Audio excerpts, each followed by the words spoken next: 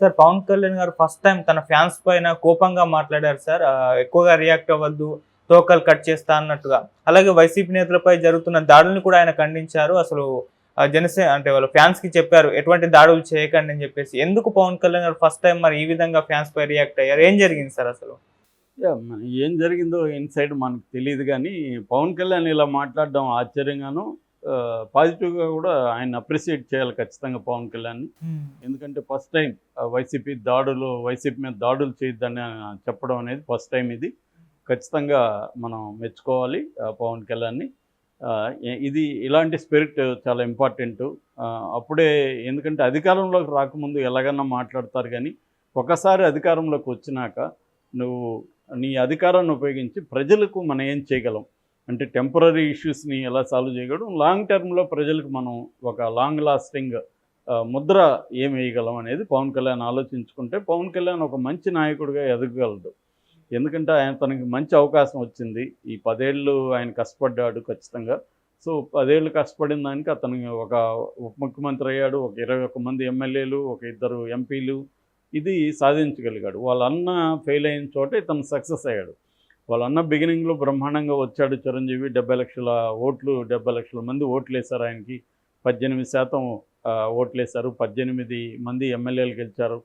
అయినా దాన్ని ఆయన నిలుపుకోలేకపోయాడు. దానికి ఆయనకున్న సమస్యలు ఆయనకున్నాయి. అయితే దాని నుంచి గుణపాఠం పవన్ కళ్యాణ్ నేర్చుకొని, పవన్ కళ్యాణ్ కన్సిస్టెంట్గా ఉండడం, ఎవరితో ఎలా రాజకీయాలు చేయాలి, ఇవన్నీ కూడా పవన్ కళ్యాణ్ నేర్చుకున్నాడు. అయితే ముందు నుంచి కూడా పవన్ కళ్యాణ్‌కి ఉన్న ప్రాబ్లం ఏందంటే, తన అభిమానులు మిగతా వాళ్ళ రాజకీయ కేడర్ లాగా ఉండరు వీళ్ళు. వీళ్ళు అసలు రాజకీయ కేడర్ కాదు. జనసేనలో ఉండే ఈ కేడర్ అంతా కూడా అభిమానులు తప్ప రాజకీయ కేడర్ కాదు. రాజకీయ కార్యకర్తలు వేరు, అభిమానులు వేరు. రాజకీయ కార్యకర్తలు ఏందంటే వాళ్ళకి కొంత ఆర్గనైజేషన్ ఉంటుంది, పొలిటికల్ గైడెన్స్ ఉంటుంది, వాళ్ళకు ఒక పొలిటికల్ నాలెడ్జి అవన్నీ ఉంటాయి. అందువల్ల ఆర్గనైజ్డ్గా ఉంటారు. వాళ్ళు అన్రూలీగా బిహేవ్ చేయరు. ఎక్కడన్నా 1, 2 చోట్ల చేసినా ఓవరాల్గా వాళ్ళకు ఒక లీడర్షిప్, దాన్ని ఏమంటారు, ఒక సిస్టమ్ ఉంటుంది, ఆర్గనైజేషన్ స్ట్రక్చర్ ఉంటుంది. ఈ స్ట్రక్చర్ ఎప్పుడైనా కూడా కొంత టైట్గా ఉంటే అది పనికొస్తుంది మనకి. ఆర్గనైజ్డ్గానే జరగాలి ఏది జరిగినా, లూజ్గా ఉండదు, కంట్రోల్లో ఉంటారు ఎక్కడికక్కడ. సో కానీ పవన్ కళ్యాణ్కి ఆ స్ట్రక్చర్ ఎప్పుడూ లేదు. ఆయన పార్టీ నిర్మాణం మీద గట్టిగా ఎప్పుడు కృషి చేయలేదు. ఈ ఫ్యాన్స్ కూడా ఆయన ఎప్పుడు పొలిటికల్ క్లాసులు చెప్పడం, ఆర్గనైజ్డ్గా వాళ్ళని తీసుకురావడం, వివిధ నిర్మాణాల్లో వాళ్ళని భాగం చేయడం, ప్రజా సమస్యల మీద పనిచేయడానికి వాళ్ళని తర్బీదు చేయడం, ఇవేవి పవన్ కళ్యాణ్ చేయలేదు. అది ఖచ్చితంగా ఆయన లిమిటేషన్ అది. అంటే ఒక రాజకీయ నాయకుడిగా, ఒక పార్టీ, రీజనల్ పార్టీ నాయకుడిగా తనకున్న ఫ్యాన్ బేస్ని ఒక పొలిటికల్ క్యాడర్గా మార్చే కార్యక్రమం ఆయన చేయలేదు. దానివల్ల వాళ్ళు అన్రూలీగానే ఉంటారు. నేను చాలాసార్లు చెప్పాను, ఫ్యాన్స్ ఒక్కొక్కసారి ఏంటంటే తోక కుక్కను ఆడిస్తున్నారు అంటారు. కుక్క తోకను ఆడించాలి కానీ తోక కుక్కను ఆడించకూడదు. కానీ స్టార్ విషయంలో అలా జరుగుతుంటుంది. మా ఫ్రెండ్ ఎస్వి శ్రీనివాస్ కూడా దీని మీద మెగాస్టార్ అని పిహెచ్డి పుస్తకం కూడా రాశాడు ఆయన, హైదరాబాద్ సెంట్రల్ యూనివర్సిటీ. అందులో కూడా అతను చెప్పింది ఏంటంటే, చాలాసార్లు ఫ్యాన్స్ చెప్పినట్టే స్టార్ బిహేవ్ చేయాలి. అంటే ఇప్పుడు నువ్వు అక్కడ కొట్టు అంటే వీళ్ళు ఫ్యాన్స్ కొట్టాలి స్క్రీన్లో. అంతేగాని వాడు బాబా సినిమాలో రజనీకాంత్ చేసినట్టు నేను హిమాలయాలకు పోతానంటే ఆ సినిమా ఫ్లాప్ అవుతుంది. ఎందుకంటే ఫ్యాన్స్ ఏది ఎక్స్పెక్ట్ చేస్తున్నారో స్టార్ అది చేయాలి.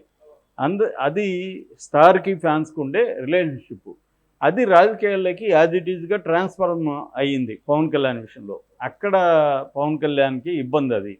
పవన్ కళ్యాణ్ ఇప్పటికన్నా అది గ్రహించినట్టుగా మనకు అర్థమవుతుంది. నిన్నేం జరిగిందంటే, ఆయన మీటింగ్లో మాట్లాడుతున్నప్పుడు పదే వాళ్ళు ఇష్టం వచ్చినట్టుగా బిహేవ్ చేయడం మొదలుపెట్టారు ఫ్యాన్స్. దాంతో ఆయనకు కాలి మీ అంత చూస్తాను, ఏమనుకుంటున్నారు, తమాషా చేస్తున్నారా, మీలాంటి వాళ్ళకి జగనే కరెక్టు, భయపెట్టే వాళ్ళకే భయపడతారు కానీ ప్రేమ చూపించే వాళ్ళని అలుసుగా తీసుకుంటారు మీరు, నన్ను మీరు అలుసుగా తీసుకోవద్దు, నేను దేనికి భయపడను అని ఆయన చాలా స్ట్రాంగ్గా వార్నింగ్ ఇచ్చారు. అట్లాగే వైసీపీకి 11 వచ్చినా 1 వచ్చినా వాళ్ళని హీనంగా చూడకండి, అదొక కాలం పరీక్ష పెట్టింది వాళ్ళకి, ఆ పరీక్షలో వాళ్ళు ఫెయిల్ అయ్యారు, దీని నుంచి మనం గుణపాఠాలు తీసుకోవాలి, సో వాళ్ళ మీద దాడులు చేసేది, కక్ష సాధింపు చేసేది చేయకండి అని పిలిపించాడు. ఇది ఖచ్చితంగా మంచిదే. కాకపోతే పవన్ కళ్యాణ్ పట్ల నాకున్న కంప్లైంట్ ఏంటంటే, ఈ జనరల్ స్పీచ్లు ఇస్తూ ఉంటాడు తప్ప పర్టికులర్ సంఘటన జరిగినప్పుడు ఎందుకు ఖండించడు అనేది నాకున్న కంప్లైంట్. ఎప్పుడైనా జనరల్ స్పీచ్లు ఇవ్వడం ఈజీ. నేను స్త్రీల పక్షపాతి అని మన 100 సార్లు చెప్పచ్చు. కానీ రియల్గా నేను వ్యవహరించే స్త్రీల పట్ల, నాతో కనెక్షన్లో ఉండే స్త్రీల పట్ల నేను కాంక్రీట్ సిచ్యువేషన్లో ఎలా బిహేవ్ చేస్తున్నాను అనేది ఇంపార్టెంట్. దీన్నే జనరల్ ట్రెండ్, కాంక్రీట్ మేనిఫెస్టేషన్ అంటాం అనమాట. అంటే మన లోపల జనరల్ ట్రెండ్ బాగానే ఉందని అందరూ అనుకోవచ్చు, కానీ కాంక్రీట్ మేనిఫెస్టేషన్ నేను మన ఆఫీసులో అందరూ సమానమని ఉపన్యాసాలు ఇస్తుంటా. కానీ నీతో బిహేవ్ చేసేటప్పుడు నేను చాలా రూడ్గా బిహేవ్ చేయడము, లేకపోతే నువ్వు నా కింది వాడు, నేను వస్తే లేదని తిట్టడము, ఇవి చేశాను అనుకో, ఆ జనరల్ ఉపన్యాసాలకి విలువ ఉంటుందా? ఉండదు. అలాగే పవన్ కళ్యాణ్ కూడా జనరల్ ఉపన్యాసాలు ఇస్తుంటాడు, కానీ కాంక్రీట్గా జరిగినప్పుడు చేయట్లేదు. ఇప్పటివరకు అనేక కాంక్రీట్గా వైసీపీ మీద దాడులు జరిగాయి, ఏది ఎక్కడా ఖండించలేదు పవన్ కళ్యాణ్. అట్లాగే ఉద్యోగుల మీద నిరంతరంగా ఇది జరుగుతుంది, దాన్ని ఖండించలేదు. నిన్న కూడా రాంప్రసాద్ రెడ్డి రవాణా శాఖ మంత్రి భార్య ఎస్ఐని, దాని ఎందుకు పవన్ కళ్యాణ్ ఖండించలేదు? చంద్రబాబు ఫోన్ చేసి వివరణ అడిగాడు అని చెప్తున్నారు. పవన్ కళ్యాణ్ కూడా మాట్లాడాలి అట్లాంటి విషయాలు. కాంక్రీట్ ఇష్యూస్ వచ్చినప్పుడు నువ్వు స్పందించాలి తప్ప జనరల్ ఉపన్యాసాలు ఇవ్వడం వల్ల ఉపయోగం లేదు. పవన్ కళ్యాణ్కి ఈ ప్రాబ్లం ఉంది, జనరల్ ఉపన్యాసాలు బాగిస్తాడు, నో డౌట్. అది అలా ఏదేమైనా పవన్ కళ్యాణ్ నిన్న మాట్లాడింది అయితే మంచిదే. కానీ పవన్ కళ్యాణ్ తెలుసుకోవాల్సింది ఏంటంటే, ఈ ఫ్యాన్స్ బిహేవియర్కి నేను కూడా కారణము.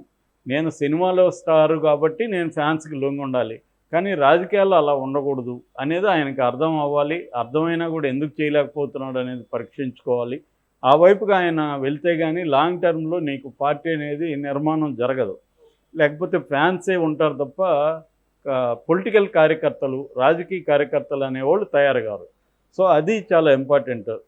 అందుకనే చంద్రబాబు సక్సెస్ అక్కడ ఉంది. ముందు నుంచి కూడా చంద్రబాబుకి ఏంటంటే పొలిటికల్ నిర్మాణాన్ని చాలా గట్టిగా ఆయన చేసుకుంటూ వచ్చారు. విద్యార్థి సంఘం నుంచి వచ్చిన వ్యక్తి తెలుగుదేశం పార్టీని చాలా కింది స్థాయి వరకు నిర్మాణాన్ని చాలా స్ట్రాంగ్గా చేయగలిగాడు ఆయన. మామూలుగా కమ్యూనిస్టులకి, ఆర్ఎస్ఎస్ వాళ్ళకి ఈ నిర్మాణాలు స్ట్రాంగ్గా ఉంటాయి ఎప్పుడైనా. అక్కడే జగన్ ఫెయిల్ అయింది, ఇక్కడ కేసీఆర్ ఫెయిల్ అయింది కూడా. ఈ 2 విషయాల్లో ఇద్దరు ఫెయిల్ అయ్యారు. అంటే పార్టీని నిర్మించడం, వాళ్ళకి సమస్యలు వచ్చినప్పుడు వాళ్ళని పట్టించుకోవడం, అట్లాగే వాళ్ళు ఎక్కడైనా విపరీతంగా బిహేవ్ చేస్తుంటే కంట్రోల్ చేయడం, ఈ నిర్మాణాలని నిర్మించడం. అది విద్యార్థి సంఘాలు కావచ్చు, యువజన సంఘాలు, కార్మిక సంఘాలు, రైతు సంఘాలు, మహిళా సంఘాలు, ఇలా ప్రజల్ని వివిధ స్ట్రక్చర్స్లోకి తీసుకొచ్చి నిర్మాణాలు చేయాలి. ప్రతిపక్షంలో ఉన్నప్పుడు వివిధ సమస్యల మీద ఈ సంస్థలు పనిచేయాలి. అట్లా పనిచేస్తున్నప్పుడే పోరాటాల్లో నుంచే నాయకత్వం, గట్టి నాయకత్వం ఎదుగుతుంది. పవన్ కళ్యాణ్ ఇప్పటి వరకు ఏంటంటే నాయకత్వాన్ని తీసుకురావడం అనేది చేయలేదు. మేబీ ఆయనకు వాళ్ళ అన్న నుంచి కొంత భయం కూడా ఉండొచ్చు, నాయకులు డెవలప్ అయితే వాళ్ళు లాగేసుకుంటారు అనేది. ఆయన కొన్నిసార్లు మాట్లాడాడు కూడా, వాళ్ళ అన్నకు మొహమాటం వల్ల వాళ్ళని కంట్రోల్ చేయలేకపోవడం. కానీ ఆ భయం ఉండకూడదు నాయకుడికి. నేను ఎంతమంది ఎదిగినా నేను కంట్రోల్ చేయగలను అనే కాన్ఫిడెన్స్ ఉండాలి. మేబీ ఇప్పుడు అధికారం వచ్చింది కాబట్టి కొంత కాన్ఫిడెన్స్ పెరిగిందట్టు మనం అనుకోవాలి, లేకపోతే ఈ స్థాయిలో ఆయన ఖండించలేడు. ఇప్పుడు ఆయన కాన్ఫిడెన్స్ వచ్చింది. సో ఇప్పుడు ఆయన గట్టిగా మాట్లాడుతున్నాడు. ఇక్కడ నుంచి ఆయన ఇంకొంత డెవలప్ అవ్వాలి. ఓన్లీ మాట్లాడడం వరకు సరిపోదు, దాన్ని ఆచరణలో తీసుకురావాలి. వాళ్ళందరినీ కూడా ఒక నిర్మాణాలకు తీసుకొస్తే మాత్రం పార్టీ గట్టిగా ఎక్కువ కాలం నిలబడుతుంది. సో మరి ఆ వైపుగా పవన్ కళ్యాణ్ వెళ్తాడా లేదని చూడాలి. ఏదేమైనా ఆయన వైసీపీ వాళ్ళ మీద దాడులు చేయకండి, అట్లాగే ఇష్టం వచ్చినట్టు బిహేవ్ చేయకండి అని చెప్పడం అయితే మంచిదే. కానీ అది చెప్తే సరిపోదు, వాళ్ళు పట్టించుకోరు, సరేలేరా అనుకొని వాళ్ళు వెళ్ళిపోతుంటారు. దాన్ని నిర్మాణాల్లోకి తీసుకురావాలి. అలాగే కాంక్రీట్గా జరిగినప్పుడు దాని పట్ల ఆయన స్పందించాలి. అది స్పందించకుండా జనరల్ ఉపన్యాసాలు ఇస్తే పనికిరాదు.